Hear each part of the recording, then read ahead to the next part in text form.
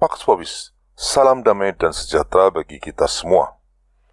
Video channel Kusada Network mengenai Komunitek UW di Keuskupan Agung Jakarta rupanya mendapatkan tanggapan yang cukup ramai. Setidaknya ada 2 orang Romo yang ikut menanggapi video tersebut, yaitu Romo Istimur Bayu dan Romo Alphonse. Ini sebuah perkembangan yang baik, karena hal itu berarti keprihatinan sebagian umat Katolik akan masalah Komunitek UW di Keuskupan Agung Jakarta ternyata didengarkan oleh kaum hierarki. Pada video kali ini saya akan menanggapi video dari Romo Bayu, sementara video dari Romo Alphonse akan saya tanggapi dalam video lain setelah ini. Link dari video Romo Bayu ada di bagian keterangan. Di video ini saya hanya akan mengutip bagian-bagian yang perlu saya tanggapi saja. Berikut kutipannya. Saudara-saudari, akhir-akhir ini di sementara kalangan umat Katolik Ritus Latin alias umat Katolik Roma ada pandangan demikian. Umat awam alias laici yang membawa atau memegang komuni itu melakukan sakrilegi. Apa landasan dari pandangan itu? Menurut gerombolan pendukung, hosti suci hanya boleh dipegang oleh kaum tertabis atau hierarki alias klerici. Jadi, menurut segelintir umat itu, telah terjadi sakrilegi besar-besaran di dalam gereja Katolik masa kini. Benarkah demikian? Mari terus ikuti dengan sikap seorang murid yang mau mendengarkan Sang Maha Guru melalui suara gerejanya sebagai mater et magistra, bunda dan guru. Hal pertama yang perlu Anda ketahui adalah gereja Katolik Ritus Latin memiliki 2 bentuk atau forma untuk kurban misa. Pertama, misa forma ordinaria, MFO. Yang kedua, misa forma extraordinaria, MFA. MFO kadang disebut Novus Ordo. MFA kadang dinamai Misa Latin Tridentin. Ada beberapa perbedaan tradisi liturgis di antara kedua forma. Perbedaan itu tidak untuk dipertentangkan, tetapi untuk memperkaya khasanah liturgi gereja Katolik. Lagi pula, tradisi liturgis pada MFA tak boleh begitu saja diterapkan pada MFO. Begitu pula sebaliknya tidak bisa MFO kepada MFA. Contoh perbedaan itu adalah salah satunya cara sambut komuni. Saudara-saudara, cara sambut komuni dalam MFA adalah berlutut dan dengan lidah. Pelayan komuni dalam MFA hanya kaum tertahbis saja. Jadi pelayan komuni dari golongan awam tak punya tempat dalam MFA. Pelayan komuni dalam MFA hanya 3 golongan ini. Pertama uskup, kedua presbiter, ketiga diakon. Titik. Memang begitulah adat liturgis MFA. Saya tahu persis karena saya seorang presbiter atau imam yang rutin merayakan MFA. Dalam hal itu, saudara-saudari, MFO berbeda. Dalam MFO, umat diperkenankan menyambut komuni dengan 2 cara. Pertama, berlutut dan dengan lidah. Kedua, berdiri dan dengan tangan. Pelayan komuni dari kalangan awam juga dikenal di dalam MFO. Beda bukan? Antara MFA dan MFO. Romo Bayu mengakui ada perbedaan cara dalam memperlakukan sakramen Maha Kudus pada misa Latin Tridentin atau tradisional dan misa Novus Ordo. Di dalam misa Latin tradisional, yang boleh menjadi pelayan Ekaristi hanyalah kaum tertahbis, yaitu uskup, presbiter atau imam, dan diakon. Titik. Sementara itu dalam misa Novus Ordo, pada situasi tertentu dan dengan syarat-syarat tertentu, awam diperkenankan menjadi pelayan Ekaristi. Juga dalam misa Latin tradisional, sakramen Ekaristi hanya diterimakan dengan cara berlutut dan langsung di lidah. Sementara dalam misa Novus Ordo, penerimaan sakramen Ekaristi bisa terjadi dengan 2 cara, dengan berlutut dan langsung di lidah, atau dengan berdiri dan diterima dengan tangan. Pertanyaan kritisnya, apakah sakramen Ekaristi dalam misa Latin tradisional berbeda dengan sakramen Ekaristi dalam misa Novus Ordo? Jawabannya tentu tidak. Sakramen Ekaristi dalam misa Latin tradisional dan dalam misa Novus Ordo adalah tubuh Kristus yang sama, tidak kurang dan tidak lebih. Jika demikian, mengapa sakramen Ekaristi diperlakukan secara berbeda di dalam misa Latin tradisional dan dalam misa Novus Ordo? Ini tentu menjadi masalah. Romo Bay mengatakan aturan dalam misa Latin tradisional memang berbeda dengan misa Novus Ordo. Jangan dicampur adukkan. Masalahnya, ini bukan melulu soal perbedaan aturan. Yang kita bicarakan adalah sakramen Ekaristi yang sama, tubuh Kristus yang sama. Maka sikap hormat terhadap tubuh Kristus pada kedua tradisi liturgi misa tersebut seharusnya juga tetap sama. Tidak ada alasan yang cukup masuk akal untuk menjelaskan mengapa sakramen Maha Kudus dihormati secara berbeda di dalam misa Latin tradisional dan dalam misa Novus Ordo. Perbedaan tersebut hanya akan menimbulkan standar ganda yang membingungkan. Apalagi ini menyangkut sikap kita terhadap sakramen Ekaristi yang sangat penting. Selama 19 abad lebih sejak zaman para rasul, sakramen Ekaristi diperlakukan dengan rasa hormat tertinggi yang dapat diberikan gereja. Salah satunya diungkapkan dengan cara hanya memperkenankan kaum tertahbis saja untuk menjadi pelayan Ekaristi dan hanya memperbolehkan sakramen Ekaristi disambut dengan cara berlutut dan langsung di lidah. Catat baik-baik, semangat penghormatan seperti ini berlangsung selama 19 abad lebih sejak gereja Katolik didirikan. Namun sejak diberlakukannya misa Novus Ordo kurang lebih setengah abad yang lalu, tradisi itu diubah dan sakramen Ekaristi tidak lagi dihormati sebagaimana seharusnya. Tonggak pertama terjadinya degradasi rasa hormat terhadap sakramen Ekaristi dalam misa Novus Ordo ditandai dengan diperbolehkannya awam menjadi pelayan Ekaristi dan diizinkannya penerimaan komuni di tangan. Dampak buruk dari menurunnya rasa hormat terhadap sakramen Ekaristi itu pasti ada. Apalagi keadaan tersebut dipaksakan menjadi norma umum di gereja Katolik selama puluhan tahun. Hasilnya, jajak pendapat yang diadakan oleh Pew Research tahun lalu menunjukkan bahwa kurang lebih 70% orang Katolik di Amerika Serikat tidak lagi percaya bahwa sakramen Ekaristi adalah sungguh-sungguh tubuh Kristus. Saya yakin keadaan di tempat lain termasuk di Indonesia kurang lebih juga demikian. Seharusnya keadaan ini menjadi keprihatinan kita bersama dan harus diupayakan perbaikannya. Namun yang terjadi malah sebaliknya. Dengan alasan pandemi, sekarang Keuskupan Agung Jakarta malah memperbolehkan sakramen Ekaristi untuk dibawa pulang oleh umat dan dibagikan di rumah seperti layaknya oleh-oleh jajanan kuliner. Komunitek UE ini menurut saya adalah tonggak kedua yang menandai degradasi lebih lanjut dari rasa hormat terhadap sakramen Ekaristi. Ini pasti akan menimbulkan masalah yang lebih besar lagi di kemudian hari. Mau jadi seperti apa gereja Katolik jika ini dibiarkan terus berlanjut? Terus terang saya ngeri membayangkannya. Maka amat sangat layak kalau umat kecewa dan marah terhadap keputusan Keuskupan Agung Jakarta tersebut. Ini baru soal rasa hormat terhadap sakramen Ekaristi, belum soal sakrilegi. Dalam hal sakrilegi, saya mengacu pada kisah tentang Uza yang mati terkena murka Tuhan karena dia menyentuh tabut perjanjian.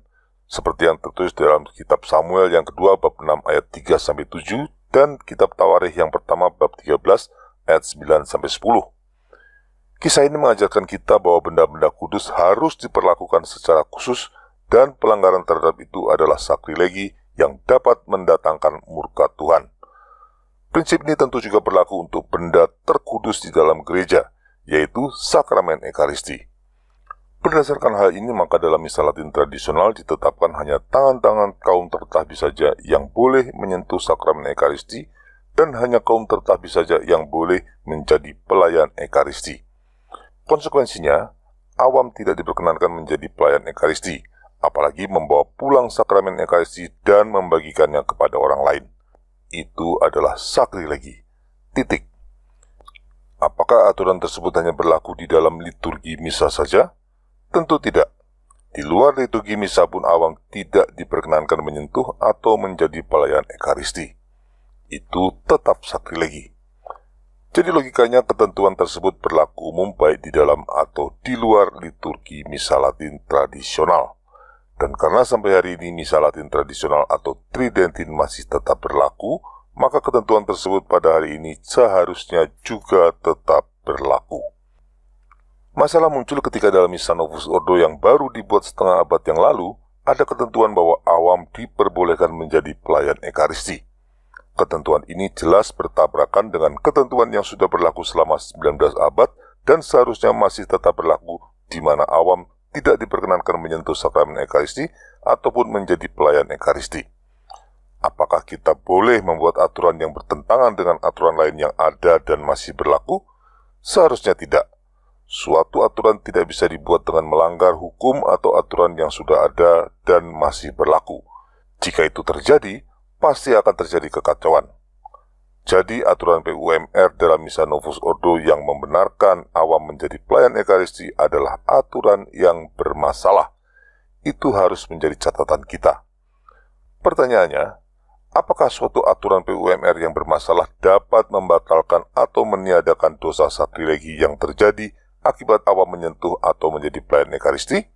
Saya meragukannya. Akan aneh dan menjadi standar ganda yang membingungkan kalau awam tidak diperbolehkan menyentuh atau menjadi pelayan Ekaristi dalam misa Latin tradisional, tapi diperbolehkan dalam misa Novus Ordo. Lalu bagaimana di luar kegiatan liturgi misa? Aturan mana yang berlaku? Apakah aturan menurut misa Latin tradisional yang sudah berlaku sejak 19 abad yang lalu dan sampai sekarang belum dibatalkan? Atau aturan versi misa Novus Ordo yang baru diberlakukan setengah abad yang lalu? Maka demi keselamatan jiwa kita sendiri dan keselamatan jiwa banyak orang, sebaiknya kita tolak praktek-praktek semacam itu.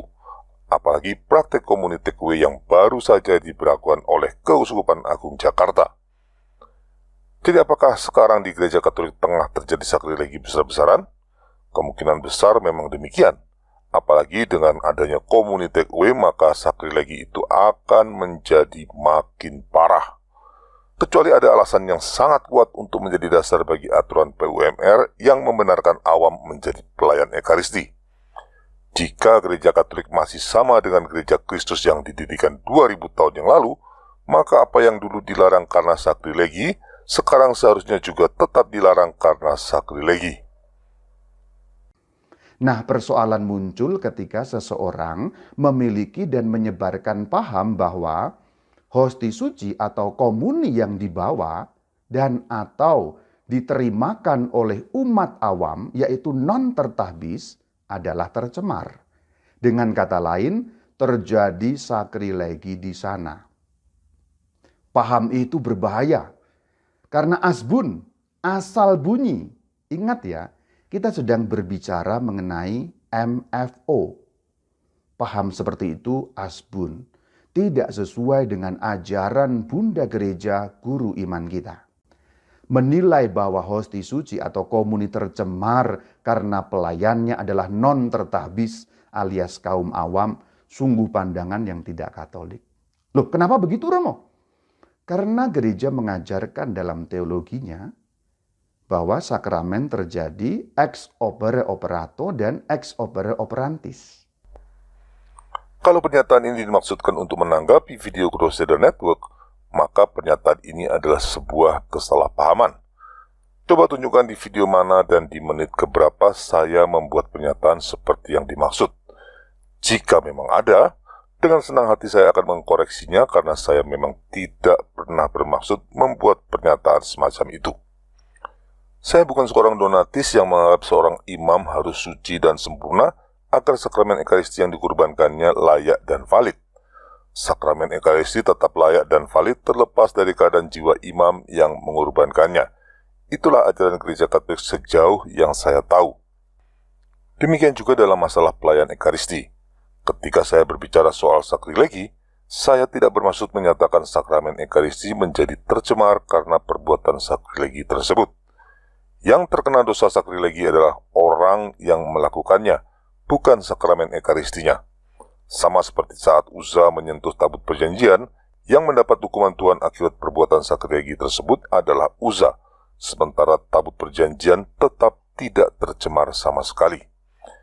Jadi penolakan terhadap komuni take away bukan karena komuni tersebut telah tercemar oleh pelayan Ekaristi awam, Tapi karena kita menolak untuk menyetujui perbuatan sakrilegi tersebut, dan kita tidak ingin praktek sakrilegi tersebut terus berlangsung. Kalau kau menilai hosti suci atau komuni yang dibawa dan atau diterimakan oleh pelayan awam adalah tercemar, dengan kata lain telah terjadi sakrilegi, maka engkau merasa diri melebihi bunda gereja dalam hal menentukan mana yang boleh dan mana yang tidak. Bahkan engkau sedang menghakimi bunda gereja. Engkau mengangkat dirimu sendiri jadi hakim atas gereja Kristus. Siapa kau ini? Sehingga menjadi hakim atas gereja Kristus. Siapa kita? Sehingga menghakimi gereja Tuhan. Maaf Romo, dalam hal ini Anda keliru. Yang menghakimi bukan saya. Sebagai awam, saya jelas tidak berhak untuk itu. Yang menghakimi dan menuduh perbuatan itu sebagai sakrilegi adalah ajaran gereja sendiri yang tidak memperkenankan awam menyentuh sakramen Ekaristi dan menjadi pelayan Ekaristi. Ingat, karena misa Latin Tridentin masih berlaku, maka ketentuan tersebut seharusnya juga masih berlaku dan belum dibatalkan. Dengan demikian, ketentuan tersebutlah yang menjadi hakim atas semua aturan baru dan inovasi-inovasi baru yang berkaitan dengan masalah itu. Apa yang saya lakukan hanyalah menunjukkannya, tidak lebih. Apakah itu dilarang? Ya enggak lah. Terakhir, ada satu pernyataan Romo Bayu yang saya tampilkan kembali karena cukup penting dan ingin saya tanggapi secara terpisah. Hal pertama yang perlu Anda ketahui adalah gereja Katolik Ritus Latin memiliki dua bentuk atau forma untuk kurban misa. Pertama, misa forma ordinaria, MFO. Yang kedua, misa forma extraordinaria, MFA. MFO kadang disebut Novus Ordo. MFA kadang dinamai Misa Latin Tridentin. Ada beberapa perbedaan tradisi liturgis di antara kedua forma. Perbedaan itu tidak untuk dipertentangkan, tetapi untuk memperkaya khasanah liturgi gereja Katolik. Misa Novus Ordo memperkaya khasanah liturgi gereja Katolik. Ya enggak lah. Buah-buah buruk yang bermunculan dan berbagai penyimpangan liturgis yang begitu marak akibat penerapan Misa Novus Ordo justru menunjukkan Misa Novus Ordo telah memiskinkan gereja Katolik secara rohani dan sekaligus juga merusaknya. Liturgi Misa Latin Tridentin yang dimiliki gereja Katolik sejak abad ke-16 dan merupakan perkembangan organik dari liturgi misa sejak zaman para rasul sudah amat cukup bagi gereja Katolik. Tidak ada satu alasan masuk akal pun yang dapat menunjukkan bahwa gereja Katolik membutuhkan sebuah liturgi misa yang baru untuk melanjutkan karya keselamatan Kristus. Menganggap gereja Katolik perlu diperkaya oleh Novus Ordo adalah sebuah omong kosong. Itu sama saja mengatakan bahwa selama 19 abad Roh Kudus belum tuntas memperkaya gereja, sehingga gereja masih membutuhkan tambahan sebuah bentuk liturgi lain untuk melengkapi apa yang sudah dimilikinya. Apalagi Misa Novus Ordo ini dirancang oleh Kardinal Annibale Bunini yang ternyata merupakan anggota organisasi Freemasonry musuh gereja. Jelas kita tidak mungkin berharap seorang Freemason memberikan yang terbaik bagi gereja. Ini kutipan dari pernyataan Kardinal Annibale Bunini. Kita harus melepaskan dari doa-doa dan liturgi Katolik segala sesuatu yang dapat menjadi batu sandungan bagi saudara-saudara kita yang terpisah, yaitu bagi orang-orang Protestan. Jadi, sejak awal Misa Novus Ordo memang dirancang untuk mengubah liturgi gereja Katolik menjadi liturgi baru yang berbeda dari liturgi tradisionalnya. Tujuannya agar liturgi yang baru alias Misa Novus Ordo dapat diterima oleh orang-orang non-Katolik demi terwujudnya ekumenisme. Atau dengan kata lain, Misa Novus Ordo memang dirancang untuk merusak liturgi gereja Katolik hingga kehilangan kekatolikannya. Misa abal-abal inikah yang menurut Romo Bayu dapat memperkaya khasanah liturgi gereja Katolik? Itu jelas mustahil. Lex orandi, lex credendi. Bagaimana kita berdoa mempengaruhi bagaimana kita beriman. Sebagai seorang presbiter yang mempersembahkan misa Latin tradisional secara rutin dan sekaligus juga mempersembahkan misa Novus Ordo, tentunya Romo Bayu tahu persis bagaimana misa Latin tradisional sungguh membangun iman umat dan sebaliknya bagaimana misa Novus Ordo tidak sebaik itu. Keduanya dapat diibaratkan sebagai kurban yang dipersembahkan oleh Kain dan Habel. Misa Latin Tridentin bagikan korban persembahan yang diberikan oleh Habel, yaitu sebuah upacara korban terbaik yang dapat dipersembahkan dalam gereja Katolik. Sebaliknya, Misa Novus Ordo bagikan korban persembahan yang diberikan oleh Kain. Sekalipun itu memang persembahan kepada Tuhan, tapi bukan korban yang terbaik. Kita tahu manakah korban persembahan yang diterima oleh Tuhan dan mana yang tidak. Jadi tidak benar Misa Novus Ordo memperkaya gereja Katolik. Kita sama sekali tidak membutuhkan Misa Novus Ordo. Yang kita butuhkan adalah mengembalikan gereja Katolik pada iman dan kejayaannya semula dengan kembali pada Misa Latin tradisional. Sama seperti dokumen-dokumen Konsili Vatikan II, sebaiknya Misa Novus Ordo kita tinggalkan dan kita lupakan untuk selama-lamanya. Sekian dulu tanggapan saya atas video Romo Bayu. Terima kasih atas perhatian Anda. Viva Cristo Rey.